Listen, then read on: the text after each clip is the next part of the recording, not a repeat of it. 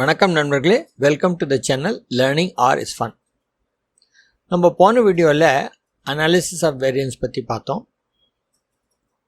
அதாவது within groups and between groups வேரியன்ஸஸை வச்சுட்டு மீன்ஸ் ஆஃப் பாப்புலேஷன்ஸை எப்படி கம்பேர் பண்ணுறது அப்படின்னு. அதுக்கு முன்னாடி நம்ம ஸ்டாட்டிஸ்டிக்கல் டெஸ்ட், பராமெட்ரிக் அண்ட் நான் பராமெட்ரிக் டெஸ்ட் பற்றி பார்த்தோம்.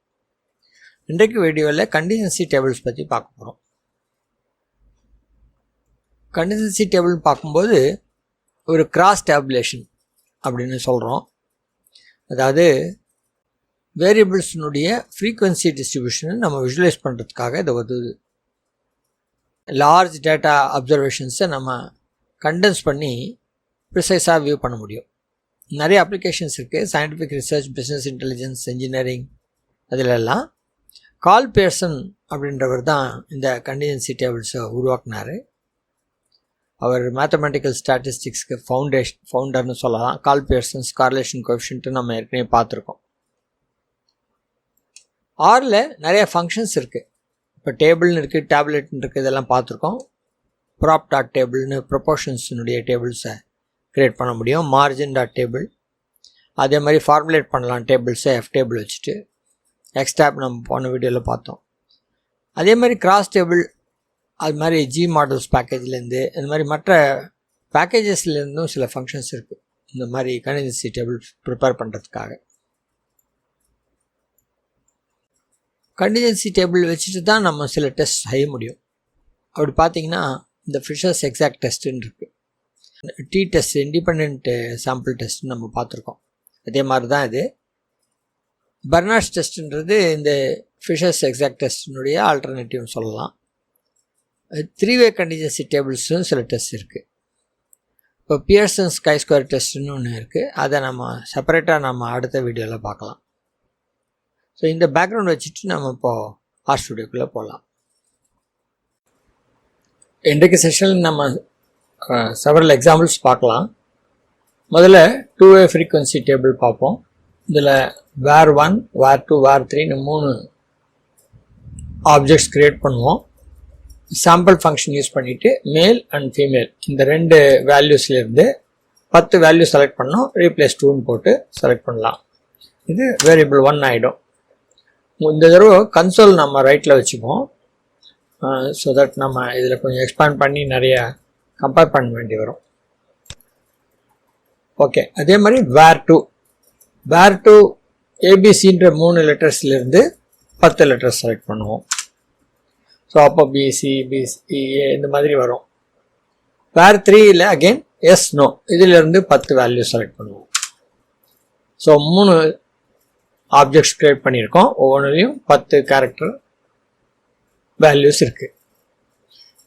இதில் வேர் 1, வேர் 2 மட்டும் வச்சுட்டு மை டேபிள் ப்ரிப்பேர் பண்ணுவோம் டேபிள் ஃபங்க்ஷன் யூஸ் பண்ணி. இப்போது அந்த மை டேபிள் எப்படி இருக்குன்னு பிரிண்ட் பண்ணி பார்க்கலாம். ஸோ ஏபிசி, ஃபீமேல், மேல்.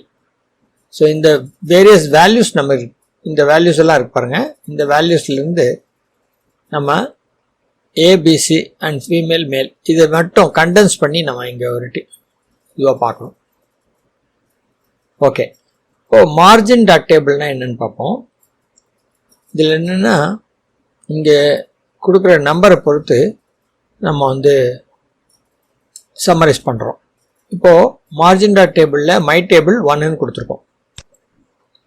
இது எக்ஸிக்யூட் பண்ண என்ன ஆகுது? 3 1 4, 2 4 6.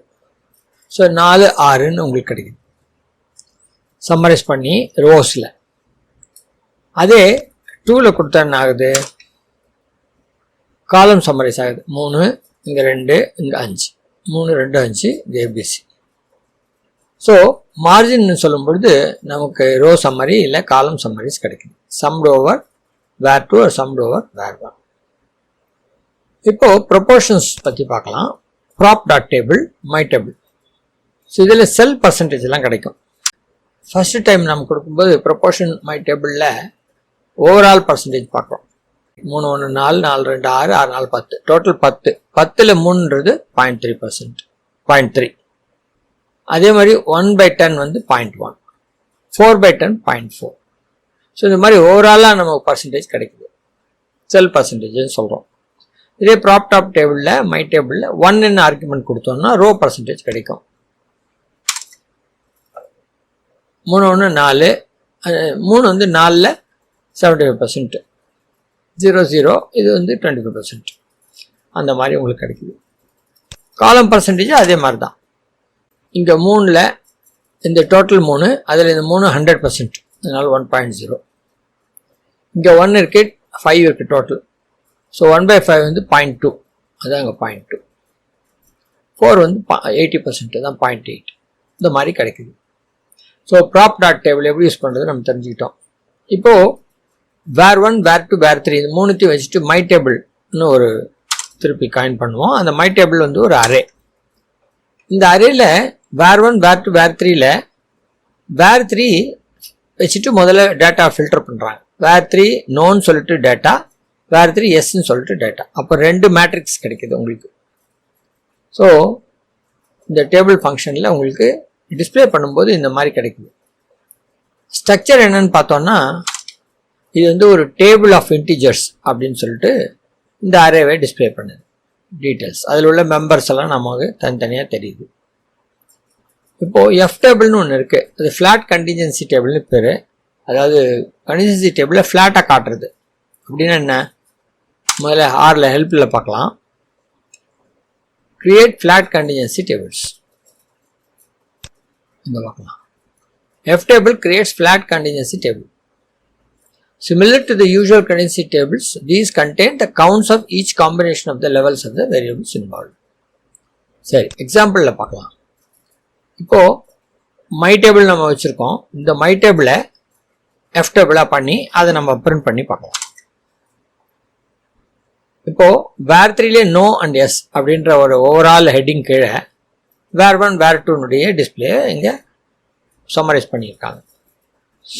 இதை விஷுவலைஸ் பண்ணுறதில்ல வேறு விதமாக. இப்போது var1 var2 var3 காலம் பைண்டர் யூஸ் பண்ணி மை டேட்டாவில் போட்டுப்போம். இப்போ என்விரான்மெண்ட்டில் மை டேட்டா அது ஒரு கேரக்டர் வெக்டராக காட்டுது.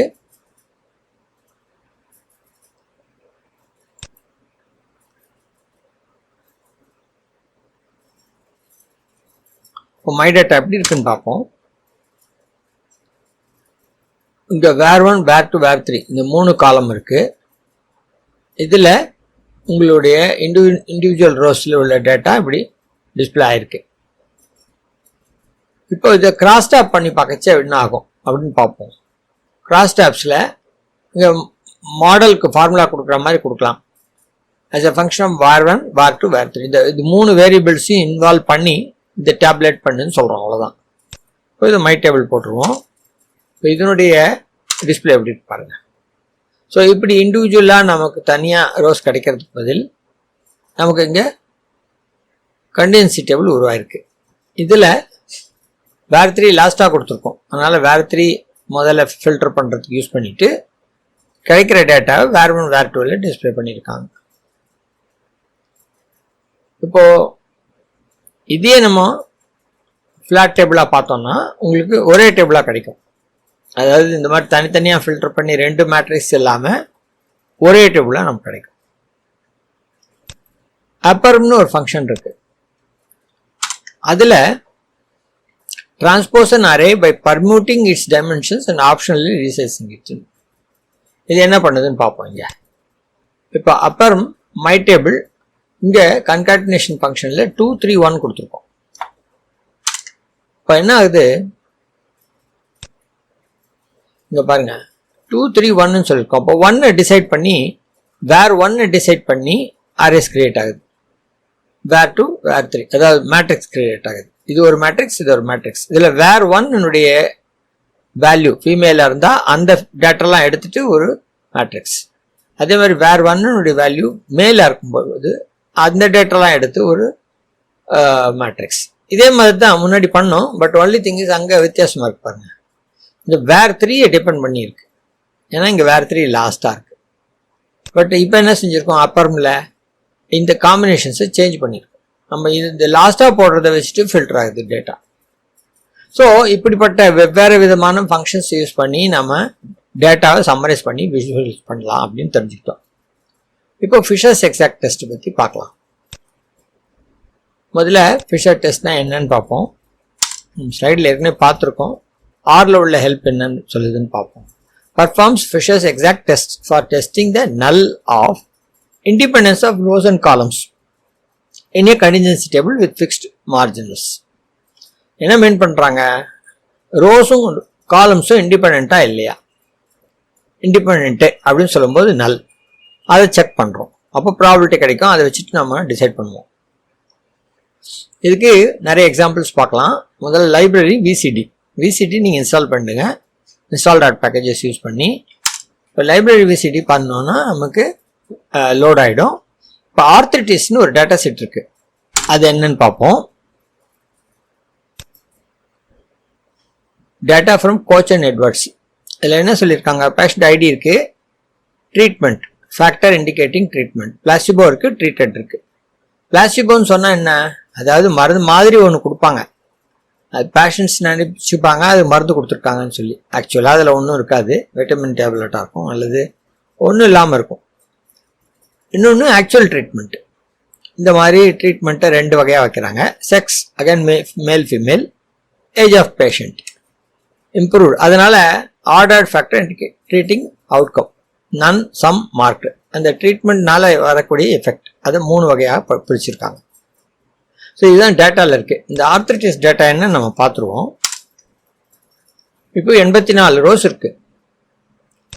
ஃபார் எக்ஸாம்பிள் ஒரு 36th ரோ பார்த்தோம்னா நமக்கு ட்ரீட்மெண்ட் பண்ணியிருக்கோம் ஃபீமேலுக்கு, ஏஜ் 67. ரிசல்ட் என்னென்னா மார்க்ட் இம்ப்ரூவ்மெண்ட் இருக்குது. இந்த மாதிரி டேட்டா இருக்குது. இந்த டேட்டாலேருந்து நம்ம ஃபிஷர்ஸ் டெஸ்ட் பண்ணுவோம். ஆர்த்ரிட்டிஸ் டேட்டா செட்டில் ட்ரீட்மெண்ட்டு, அப்புறம் ஆர்த்ரிட்டிஸ் டேட்டாவில் இம்ப்ரூவ்டு, இந்த ட்ரீட்மெண்ட் இம்ப்ரூவ்டு. ஸோ இந்த வேரியபிள்ஸ் வச்சுட்டு நம்ம இந்த டெஸ்ட் பண்ணுறோம். டெஸ்ட்டில் நமக்கு பி வேல்யூ 0.001 இருக்குது. 0.001ன்னு சொன்னால் நம்ம நல்ல ஹைபாதிசிஸை ரிஜெக்ட் பண்ணுவோம். ஆல்டர்னேட் ஹைபாதிசிஸ் அப்போது ஹோல்ட் ஆகும். 2-sidedனா எஃபெக்ட் இருக்குது, அது இந்த பக்கமும் இருக்கலாம் அந்த பக்கமும் இருக்கலாம், பட் எஃபெக்ட் இருக்குது. அதுதான் 2-sided. இந்த நார்மல் கருவில் பார்த்தீங்கன்னா உங்களுக்கு 2-tailed நம்ம பார்த்தோம் இல்லைங்களா, அது மாதிரி இது 2-sided. ஓகே, இப்போ அடுத்த எக்ஸாம்பிள் பார்க்கலாம். ஸ்மோக்கர்ஸ் அண்ட் நான் ஸ்மோக்கர்ஸ். இப்போ நான் ஸ்மோக்கர்ஸு டேட்டா இருக்குது 7,0, ஸ்மோக்கர் டேட்டா 2,5. இப்போ சிபைண்ட் பண்ணி ஒரு மை டேட்டா க்ரியேட் பண்ணுவோம். இப்போது ரோ நேம்ஸ் மை டேட்டாவில் அத்லெட் நான் அத்லெட்டுன்னு 2 ஹெட்டிங் கொடுத்துருவோம். இதில் இப்போ இந்த நான் ஸ்மோக்கரில் 7 அத்லெட்டு 0 நான் அத்லெட், ஸ்மோக்கர் அகைன் 7 2 அத்லெட்டு 5 நான் அத்லெட். அதுதான் நம்ம இப்போ இங்கே ரோ நேம்ஸ் டாட் நேம்ஸ்ன்னு கொடுத்து இந்த மை டேட்டாவில் அட்ரிபியூட் பண்ணிடுவோம். இப்போ மை டேட்டா பார்க்கலாம். இப்போ நான் ஸ்மோக்கர் அத்லெட் நான் அத்லெட் இந்த டேட்டா இருக்குது. 7-0 நான் ஸ்மோக்கர் 7-0, அதில் அத்லெட் 7 நான் அத்லெட் 0. இதில் அகைன் அத்லெட் 2 நான் அத்லெட் 5. அதுதான் சம்மரைஸ் பண்ணி இங்கே பார்க்கணும். இதில் கை-ஸ்கொயர் டெஸ்ட் நம்ம செய்யலாம். அதுக்கு முன்னாடி கை-ஸ்கொயர் டெஸ்ட்டில் எக்ஸ்பெக்டட்னு ஒன்று இருக்குது, ஒரு டேபிள் வரும். அதாவது இது ஆக்சுவலி அப்சர்வ்டு எக்ஸ்பெக்டட் வேல்யூஸ் இந்த இடத்துலலாம் என்ன வரும் அப்படின்னு கண்டுபிடிக்கிறதுக்கு ஒரு மெத்தட் இருக்குது.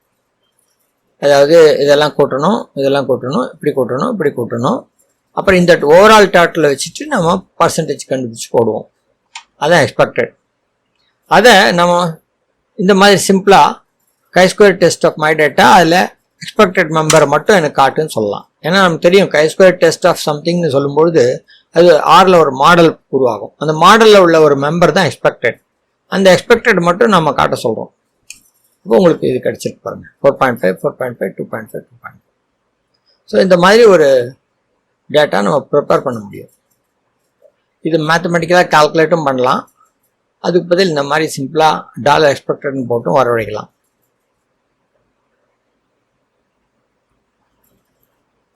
இந்த கை-ஸ்கொயர் டெஸ்ட்டில் இப்போ இந்த டேபிள் பார்த்தீங்கன்னாலும் 5க்கு குறைவான ஒரு நம்பர் இருக்குது. இந்த டேபிள்லேயும் 5 குறைவா 2 நம்பர் இருக்குது. இங்கேயும் இருக்குது 2 நம்பர் இருக்குது, இங்கேயும் 2 நம்பர் இருக்குது. அப்போ இந்த மாதிரி ஃப்ரீக்வன்சிஸ் டேபிள் நம்ம கன்சிஸ்டன்சி டேபிளை நம்ம chi-square டெஸ்ட் அப்ளை பண்ணணும்னு சொன்னால் அதில் ஒரு லிமிட்டேஷன் இருக்குது. அதாவது எந்த இண்டிவிஜுவல் செல்ஃப் ஃப்ரீக்வன்சியும் லெஸ் தென் 5 இருக்கக்கூடாது. பட் இருக்குங்க. அதனால் நம்ம chi-square டெஸ்ட்டை அப்ளை பண்ண முடியாது. அப்போ ஃபிஷர்ஸ் டெஸ்ட் தான் அப்ளை பண்ண முடியும். ஃபிஷர்ஸ் டெஸ்ட் அப்ளை பண்ணி பார்த்தோம்னா ஃபிஷர்ஸ் டெஸ்ட்டில் 0.02 இருக்குது ப்ராபிலிட்டி. 0.05 விட குறைவாக இருக்குது. அதனால் நல் ஹைபோதீசிஸை ரிஜெக்ட் பண்ணுறோம். True odds ratio is not equal to 1 அப்படின்னு சொல்கிறாங்க. பேசிக்கலி நம்ம இந்த நான் ஸ்மோக்கரில் அத்லெட் நான் அத்லெட் இந்த ஃபேக்டர்ஸ் வச்சு நம்ம பார்க்கும்போது யூஸ்வலாக அத்லெட்ஸ் நான் ஸ்மோக்கர்ஸாக இருப்பாங்க அப்படின்னு நம்ம கெஸ் பண்ண முடியும். அதுதான் இந்த இடத்துல சொல்கிறோம். இதுக்கும் அதுக்கும் சம்மந்தம் இல்லை அப்படின்னு சொல்கிறது தான் நல் ஹைபோதீசிஸ். அப்படி இல்லை, இதில் ஏதோ ரிலேஷன் இருக்குது அப்படின்னு சொல்கிறது தான் ஆல்டர்னேட் ஹைபோதீசிஸ். இப்போ நம்ம அப்படி ஒரு ஆல்டர்னேட் ஹைபோதீசிஸ் தான் இந்த ரிசல்ட்லேருந்து தெரிஞ்சுக்கிட்டோம். இப்போ இன்னொரு எக்ஸாம்பிள் பார்க்கலாம். இது டி டெஸ்டிங் இந்த டி டெஸ்ட் நிறைய பண்ணிட்டு இப்போ டி டெஸ்டிங்னு சொல்கிறோம். இது ஆக்சுவலாக டி டேஸ்டிங். ஒரு பிரிட்டிஷ் விமன் இருந்தாங்க. அவங்க அவங்களுக்கு ஒரு யூனிக் எபிலிட்டி இருக்குன்னு சொல்கிறாங்க. அதாவது டீ ப்ரிப்பேர் பண்ணும்போது கிச்சனில் கப்பில் முதல்ல மில்க் வச்சுட்டு அதில் டீயை போர் பண்ணுறோன்னு வச்சுக்கோங்க, டீ டிகாஷன். அப்படி கிடைக்கக்கூடிய டீயை அவங்களுக்கு குடிக்கிறதுக்கு கொடுக்குறோம். இன்னொரு வகையாக செய்யணும்னு சொன்னால் முதல்ல டீ டிகாஷன் ஒரு கப்பில் வச்சுக்கிறோம், அதில் மில்க் ஆட் பண்ணி அப்புறம் டீ ப்ரிப்பேர் பண்ணி கொடுக்குறோம். ரெண்டும் ஒன்று தான் நம்ம சொல்லுவோம். பட் அந்த லேடி சொல்கிறாங்க, இல்லை நீங்கள் எப்படி செஞ்சீங்கன்றதை என்னால் கெஸ் பண்ண முடியும், அந்த டீ டேஸ்ட் வித்தியாசப்படணும்னு சொல்கிறாங்க. அது எவ்வளோ தூரம் உண்மைன்னு செக் பண்ணுறது தான் நம்ம இப்போ பார்க்கணும்.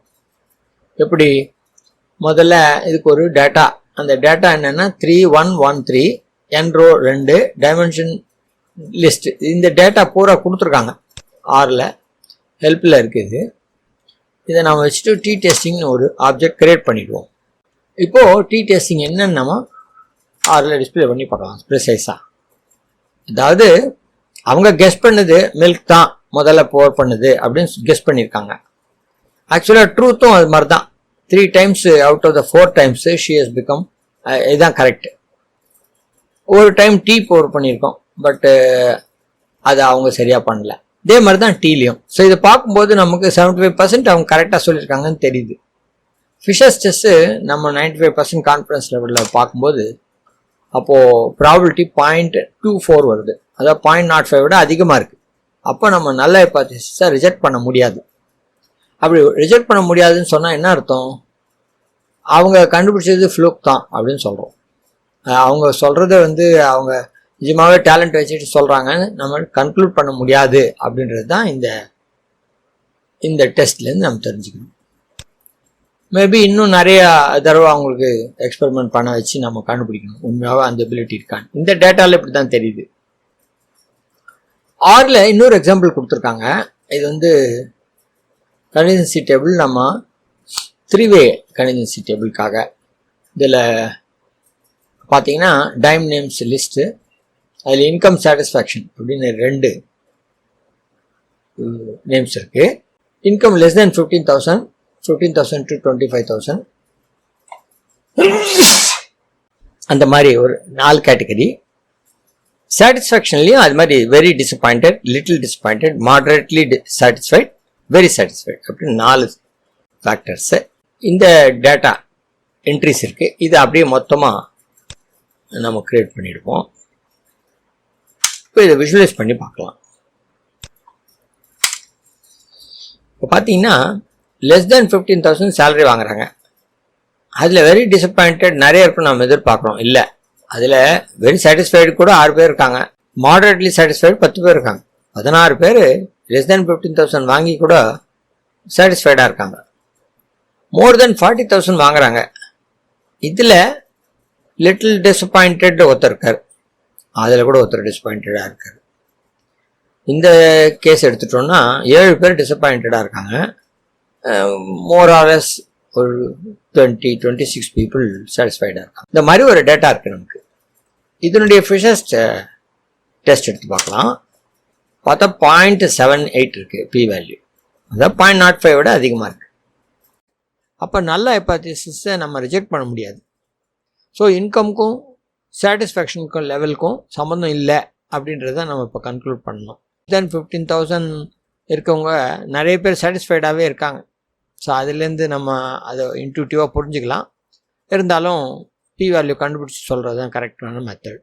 ஸோ இன்றைக்கு செஷனில் நம்ம ரியல் லைஃப் எக்ஸாம்பிள்ஸில் கண்டின்சி டேபிள்ஸும் ஃபிஷர்ஸ் எக்ஸாக்ட் டெஸ்ட்டும் எப்படி யூஸ் ஆகுதுன்னு பார்த்தோம்.